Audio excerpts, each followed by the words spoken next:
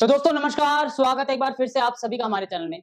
जिस मुद्दे पर हम बात करने वाले हैं वो एक बहुत ही ज़रूरी मुद्दा है। क्या आपदा को अवसर मानने वाले लोग जो हैं, जब आपदा आती है तो उस आपदा में मदद करने के बजाय भ्रामक चीज़ें फैलाते हैं।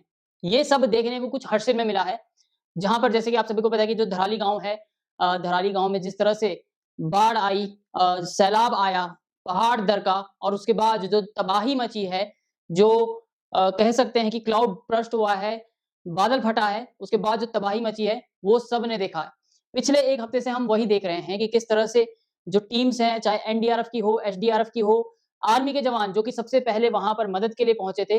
हालाँकि हरसिल में जो आर्मी कैंप था, उस पर भी बादल फटा था, वो भी अब झील में तब्दील हो चुका है। जो आर्मी कैंप है, आर्मी के जो हेलीपैड था, वो भी पूरी तरह से झील में तब्दील हो चुका है। भागीरथी नदी ने जो अपना विकराल रूप दिखाया मुखवा गाँव के पास में जो धराली गाँव है, वहाँ से हमने जो वीडियोज़ देखे, जो मुफ़्वा गाँव से जो लोगों ने तस्वीरें बनाई उस समय की, बहुत ही ज़्यादा दिल दहला देने वाली वो तस्वीरें थी। लेकिन इन सभी के बावजूद सबसे पहले 15 मिनट में रिस्पॉन्स आर्मी ने किया, आर्मी वहाँ पर पहुँची मदद की, लोगों को निकालने में, रेस्क्यू करने में मदद की। उसके बाद जो आईटीबीपी के जवान हैं, वो वहाँ पर पहुँचे। उसके बाद एनडीआरएफ और एसडीआरएफ भी वहाँ पर पहुँचे। बहुत से लोगों ने वहाँ पर मदद की, बहुत से विभागों ने वहाँ पर मदद की। खुद मुख्यमंत्री पुष्कर सिंह धामी जो कि हेलीकॉप्टर से वहाँ पर पहुँचे, एक दिन वहाँ पर रहे, अपने सामने उन्होंने जो राहत और बचाव कार्य थे उसको देखे, उनका निरीक्षण किया कि किस तरह से राहत और बचाव कार्य हो रहा है, कहीं कोई कमी ना रह जाए। लोगों का जो वहाँ पर पीड़ित लोग थे, उनका हौसला बढ़ाने के लिए उनके बीच गए, क्योंकि इस समय में सबसे ज़्यादा ज़रूरत होती है एक आदमी को दूसरे आदमी की। उस समय, इस त्रासदी के समय अगर कोई प्रदेश का मुख्यमंत्री या आपके प्रदेश का जो राजनेता है, वो आपके साथ खड़ा है, तो इससे ज़्यादा बड़ी जो कह सकते हैं कि हिम्मत वाली बात जो लोगों को हिम्मत देती है इस दुर्भाग्यपूर्ण घटना से बचने के लिए, इससे बड़ी बात नहीं हो सकती है। लेकिन इसी सिलसिले में कह दें, कुछ लोग ऐसे हैं जो कि इस त्रासदी को एक अवसर के तौर पर देख रहे हैं। चाहे हम किसी भी सोशल मीडिया प्लेटफ़ॉर्म की बात करें, तो सोशल मीडिया पर लोग इस तरह की भ्रामक जो अफ़वाहें थे, वो फैलाते हुए नज़र आ रहे थे। कुछ लोग कह रहे थे कि 700 लोग मर गए हैं, कुछ कुछ पुरानी फ़ोटोएँ या कहीं और की फ़ोटो लगा-लगा कर फ़ेसबुक में पोस्ट कर रहे थे। यूट्यूब में गलत-गलत व्यूज़ पाने के लिए गलत-गलत न्यूज़ डाल रहे थे कि सबसे पहले हम इस बात की पुष्टि करते हैं, इस तरह से लेकर जो लोग हैं, वो भ्रामक चीज़ें फैला रहे थे। हालाँकि सरकार ने इस पर एक्शन भी लिया है और बहुत से लोगों के खिलाफ उन्होंने कार्रवाई भी की है और कुछ खास समुदाय के लोग ऐसे थे जो कि कहते हुए नज़र आए हैं इस आपदा के बारे में कि ये भगवान का बुलडोज़र है, अल्लाह का बुलडोज़र है। इस तरह के जो खास विशेष समुदाय के लोग हैं, वो ये कहते हुए सोशल मीडिया पर कहते हुए नज़र आए। उसके खिलाफ भी सरकार ने एक्शन लिए जिसमें 4 लोगों को गिरफ्तार भी किया गया था। जिस तरह से धामी सरकार बुलडोज़र चला रही है, तो ये उन्होंने कहा कि ये जो आपदा आई है, ये जो बादल फटा है, ये प्रकृति का बुलडोज़र है। तो ऐसी बातें नहीं होनी चाहिए थी। समाजवादी पार्टी की बात करें, तो उनके जो नेता हैं एसटी हसन, उनका भी बयान आया है कि अगर आप दूसरे धर्म के मस्जिद तोड़ेंगे, मज़ारें तोड़ेंगे, तो प्रकृति भी आपके साथ ऐसा करेगी। ऐसा बिल्कुल नहीं होना चाहिए। समझ में नहीं आता कि ऐसे लोग कहाँ से आते हैं और क्यों इतनी नफ़रत रखते हैं। आपदा में इस तरह की बात करना क्या जायज़ है? बिल्कुल जायज़ नहीं है। एक तरफ जहाँ पर भारतीय सेना ने अपने जवान खोए, 9 जवान जिनका अभी भी पता नहीं है, जिसमें 7 अग्निवीर थे, 1 जेसीओ था, 9 जवान जिनका अभी भी पता नहीं है, जो इस आपदा में बह गए हैं। कल सरकारी आंकड़ा आया, गवर्नमेंट ने बताया कि 43 लोग अभी तक हैं, जो लापता हैं।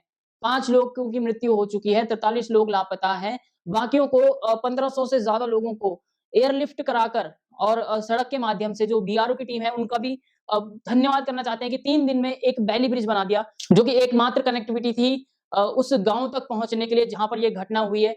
उत्तरकाशी की बात करें तो उत्तरकाशी में बादल जो फट रहे हैं इस समय, जो सैलाब आ रहा है, जो 4 धाम यात्रा करने के लिए गंगोत्री और यमुनोत्री की तरफ यात्री गए थे, जो फँस गए थे, इन सड़कों के बंद होने से लगभग 4 जगह पे भूस्खलन हुआ था। लेकिन उसके बाद भी बात करें, कुछ लोग इसको एक अवसर के तौर पर देख रहे थे। मुख्यमंत्री ने घोषणा की 5 लाख रुपए देने की, जो आपदा पीड़ित लोग हैं, उन सभी को। लेकिन उसके अगले दिन ही क्या, सोशल मीडिया पर पोस्ट आ जाता है कि 5 लाख की जगह 5,000 दिए गए। क्या आप इस बात का यकीन कोई भी नहीं कर सकता है, लेकिन जब पोस्ट ही ऐसा हो, तो लोग बार-बार उसी चीज़ को देखेंगे। क्यों एक तरफ जो कि जिन लोगों का झुकाव जो कि मानवता को इस समय नहीं देख रहे हैं, जो लोग सिर्फ़ इस समय देख रहे हैं कि इसमें सरकार को किस तरह से घेरा जाए, इस आपदा में अपना उल्लू कैसे सीधा किया जाए, इस आपदा को एक अवसर के तौर पर कैसा देखा जाए। 2013 की बाढ़ जब आई थी, जब केदारनाथ पूरा बह गया था, सिर्फ केदारनाथ मंदिर ही वहां पर बचा हुआ था और पूरा केदारनाथ वहां से बह गया था। चाहे गौरीकुंड की बात करें या फिर जो केदारनाथ का जो पूरा रास्ता है वो पूरा बंद हो गया था और 15 से 20 दिन तक चला जो रेस्क्यू ऑपरेशन, जिसमें जब मौसम साफ नहीं था उसके बाद भी जब भारतीय वायुसेना ने अपने Mi-17 हेलीकॉप्टर से रेस्क्यू किया, जो खाना पानी और जो जरूरत मेडिकल के सामान है वो वहां तक पहुंचाया, एक एक जिंदा जिंदा लोगों को वहां से निकाला, उसी तरह का काम सरकार इस समय कर रही है। लेकिन इस समय खास बात यह है कि सरकार इस समय बेहतर ढंग से कर रही है, क्योंकि नई नई तकनीकें आज आ चुकी हैं। पहले हमारे पास चिनूक हेलीकॉप्टर नहीं था, लेकिन इस बार चिनूक जब आया 2 दिन बाद, मौसम साफ हुआ तो 2 दिन बाद जब चिनूक आया तो हमने देखा कि किस तरह से कितनी तेजी से रेस्क्यू का काम शुरू हुआ, क्योंकि चिनूक की कैपेसिटी इतनी है, एक साथ वो 40-40, 50-50 और 100-100 तक जो फंसे फंसे हुए यात्री हैं, उन सभी को रेस्क्यू करके जॉली ग्रांट एयरपोर्ट पे ले आता है। यहाँ से भारी भरकम सामान, चाहे जनरेटर हो या फिर जरूरत को जो सामान है, वो वहां पर ड्रॉप कर देता है। क्योंकि ये तकनीक में जो सुधार हुआ है, उससे रेस्क्यू ऑपरेशन तेज हुआ है। लेकिन अभी भी 43 लोग गायब हैं, जिनका अभी तक कोई पता नहीं है। पता नहीं वो बह गए हैं या मलबे के नीचे दब गए हैं। अलग अलग टेक्निक, अलग अलग जो इक्विपमेंट्स हैं, उन सब की मदद से उन सभी लोगों को ढूंढा जा रहा है। लेकिन मुद्दा अभी भी वही है, क्यों कुछ लोग यहाँ पर पॉलिटिक्स करते हुए नजर आ रहे हैं। कुछ लोग ही नहीं, पढ़े लिखे पत्रकारों की बात करूं तो कुछ पत्रकार ऐसे हैं जो यहाँ पर अपना अवसर ढूंढने के लिए, अपना सिर्फ व्यूज पाने के लिए गलत खबरें दिखाते रहते हैं और गलत खबर दिखा दिखा कर अपने व्यूज पा रहे हैं। और जनता आंख बंद करके, भोली भाली जनता जो वहां पर पहुंच नहीं सकती, जो देख नहीं सकती कि वहां पर क्या हो रहा है, उस जनता को वो बेवकूफ बना रहे हैं। क्यों ऐसा हो रहा है? क्या हर आपदा को अवसर बनाना जरूरी है? ये सबसे बड़ा सवाल है।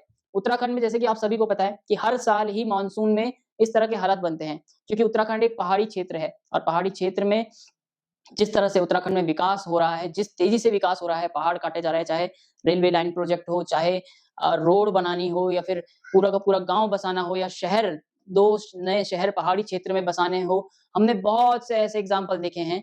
और उन सभी की वजह से, हो सकता है उन सभी की वजह से ये सब त्रासदियां आ रही है, क्योंकि एक जो भार क्षमता होती है पहाड़ की, वो निश्चित होती है। अब पहाड़ में स्लोप वाला एंगल है, उस पर अगर आप घर बनाते, पहले लोग घर बनाते थे तो वो टिक जाता था, लेकिन अब वहां पर बिल्डिंगें बन रही हैं तो उनका टिकना मुश्किल है। फिलहाल तो आपको ये बता दें कि सरकार ने जो कल आधिकारिक घोषणा की है उसमें 43 लोगों की लापता की खबर दी है, गुमशुदगी होने की खबर दी है। 5 लोगों को मृत घोषित किया उन्होंने इस आपदा में। और न जाने कितने ही, पूरा गांव का जो धराली गांव है वो पूरा ही उजड़ चुका है। इस समय उसको दोबारा से बसाने के लिए धामी सरकार या उत्तराखंड सरकार जो अपने काम कर रही है, वो एक सराहनीय काम है। और जिस तरह से इस बार जो आपदा आई है, आपदा पहले भी आई है, लेकिन इस बार जो आपदा आई है, कहा जा रहा है कि केदारनाथ से भी बड़ी आपदा थी। अगर यहाँ पर भी भीड़ ज्यादा होती तो उससे ज्यादा नुकसान हो सकता था जो अभी हुआ है।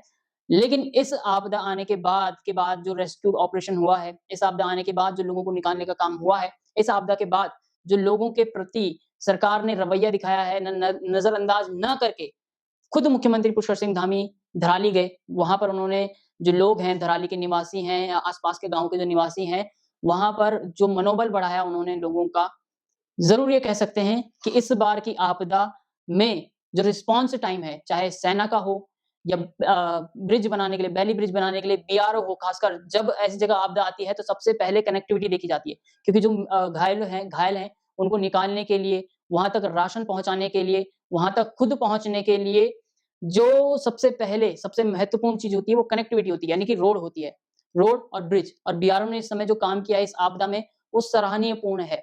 बात करें एनडीआरएफ और एसडीआरएफ की, तो इनका जो एक्सपीरियंस है वो बहुत ही ज्यादा काम आया है। उत्तरकाशी से लेकर नीचे, चाहे धराली गांव हो, उस जगह तक जिस तरह से एनडीआरएफ और एसडीआरएफ ने अपने स्किल्स दिखाए हैं लोगों को ढूंढने में, लोगों को बचाने में, वो एक सराहनीय पूर्ण था। और भारतीय सेना को कैसे भूल सकते हैं, अपने 9 जवानों को खोने के बाद भी उन्होंने सबसे पहले उत्तरकाशी में पहुंचकर मुखवा गांव के बगल में जो गांव है धराली, वहां पर पहुंचकर जिस तरह से लोगों को बचाया है, रेस्क्यू काम किया, अपनी जिंदगी खतरे में डालकर, अपनी जान जोखिम में डालकर लोगों की मदद की है। कह दें कि जिस चीज के लिए भारतीय सेना मशहूर है अपनी बहादुरी और दिलेरी के लिए, वो उन्होंने वहां पर करके दिखाया है। और उसके बाद सीएम पुष्कर सिंह धामी ने जिस तरह का मनोबल बढ़ाया है और जो पीड़ित परिवार है उनको 5-5 लाख रुपए देने का भी मुआवजे का ऐलान किया है, इन सभी को देखते हुए कह सकते हैं कि इस समय उत्तराखंड एक है।